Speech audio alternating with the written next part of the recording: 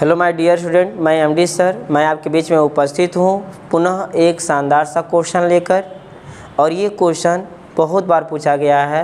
उम्मीद करिए ये बहुत ही शानदार क्वेश्चन है।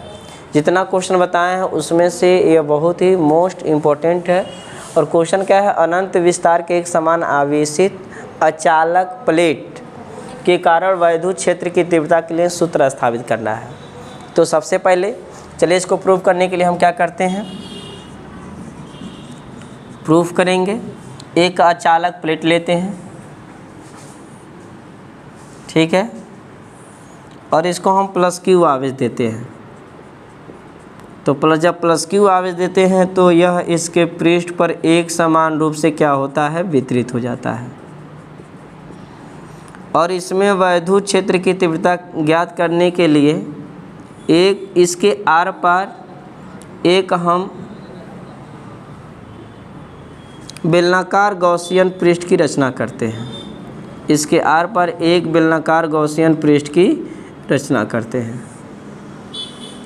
ये जैसे प्लेट है तो इसके आर पर हम एक बेलनाकार गॉसियन पृष्ठ की रचना करते हैं यहाँ पर, और रचना कर चुके हैं, ठीक है। यहाँ पर देखिए, यहाँ पर हम एक अल्प वैद्युत क्षेत्रफल लेते हैं। वेक्टर डी की दिशा इधर होगा और यहाँ पर वेक्टर ई की दिशा किधर होगा, इसी तरफ होगा। क्यों होगा? क्योंकि आवेश से बाहर होगा तो यहाँ पे थीटा का मान, वेक्टर डी और वेक्टर ई की दिशा एक तरफ है, इसलिए थीटा का मान कितना लेंगे आप, 0 अंश लेंगे। उसी तरह इधर भी ले लीजिए। इस बिंदु को हम मान लिए x, इस बिंदु को क्या माने हम, x माने हैं। यहाँ पर एक अल्प क्षेत्रफल लेंगे तो यहाँ पर इस पृष्ठ के लंबवत होगा आपका वेक्टर डी, और इस बिंदु पर ई की दिशा किधर होगा, आवेश प्लस में है तो ई की दिशा इधर होगी, और दोनों की दिशा एक तरफ है, इसलिए यहाँ भी थीटा का जो मान होगा, थीटा का मान कितना होगा, 0 अंश होगा। वेक्टर ई एवं वेक्टर डी की दिशा एक तरफ है, इसलिए थीटा का मान यहाँ भी 0 होगा, और इस बिंदु को क्या मान लेते हैं, y मान लेते हैं। एक यहाँ पर हम अल्प क्षेत्रफल ले लेते हैं, ठीक है, और यहाँ पर डी की दिशा किधर होगा, डी की दिशा जो होगा, वेक्टर डी की दिशा इधर होगा, और ई की दिशा इस आवेश से बाहर, तो ई की दिशा इधर हो जाएगा। तो यहाँ पर थीटा का मान कितना होगा, 90 अंश होगा, ठीक है। इस बिंदु को हम मान लेते हैं P, और बिंदु P पर जो वैद्युत फ्लक्स होगा उसे हम मान लेते हैं d∅1। अब बिंदु X पर वैद्युत फ्लक्स जो है उसे हम क्या मान लेते हैं, d∅2, और बिंदु Y पर जो वैद्युत फ्लक्स है उसे हम क्या मान लेते हैं, d∅3 मान लेते हैं। अब संपूर्ण वैद्युत फ्लक्स जब निकालेंगे तो समाकलन करते हुए जोड़ेंगे। तो यहाँ पे ध्यान दीजिए, संपूर्ण वैद्युत फ्लक्स φe जो होगा integration d∅1 integration d∅2 integration d∅3 हो जाएगा।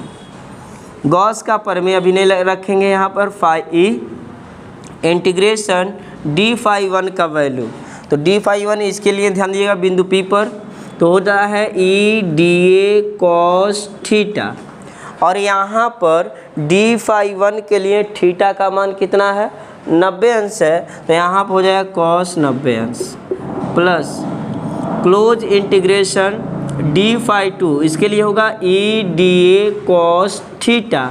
लेकिन d∅2 यहाँ पे देखिए बिंदु x पे d∅2 है, और d∅2 के लिए थीटा का मान कितना है, 0 अंश है, तो यहाँ पे cos 0 अंश हो जाएगा।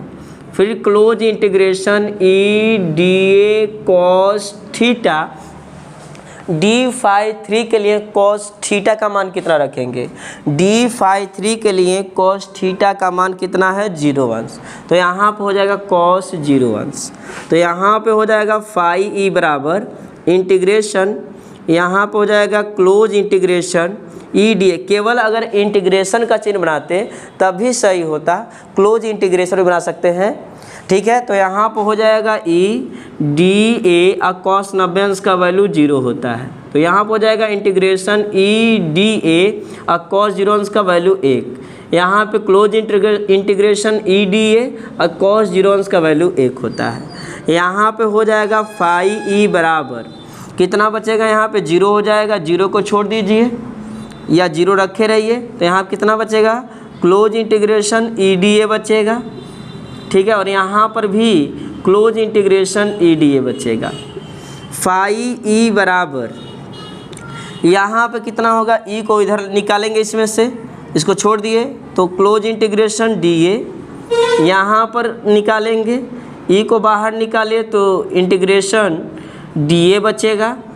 फाई ई बराबर ये आपका हो जाएगा ई इंटीग्रेशन डी ए का वैल्यू ए, और ये भी कितना हो जाएगा ई क्लोज इंटीग्रेशन डी ए का वैल्यू ए। इंटीग्रेशन लगने का मतलब डी हट जाएगा, और यहाँ पर फाई ई का मतलब होता है क्यू अपान कितना, इप्सिलॉन नॉट। यहाँ पर ई ए और ई ए में जोड़ेंगे तो हो जाएगा 2E A। अब यहाँ आप देखेंगे, आप ये बताइए 2 और 1 गुणे के रूप में इधर आएगा तो भाग करेगा, यानी इसके नीचे आ जाएगा, तो यहाँ पर हो जाएगा Q upon 2A epsilon not बराबर कितना हो जाएगा आपका E हो जाएगा। अब यहाँ पर कौन सा पृष्ठीय आवेश घनत्व लगेगा, आवेश का वितरण इसके पृष्ठ पे हुआ है ना, तो आवेश का वितरण जब पृष्ठ पे हुआ है तो पृष्ठीय आवेश घनत्व लगाएंगे, और पृष्ठीय आवेश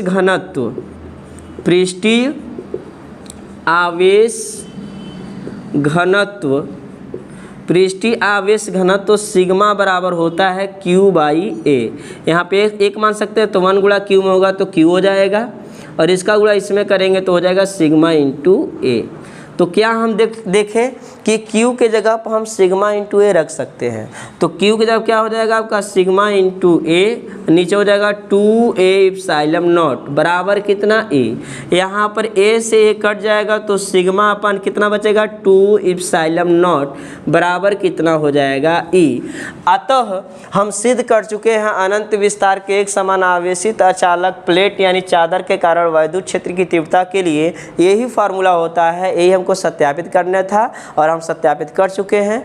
धन्यवाद।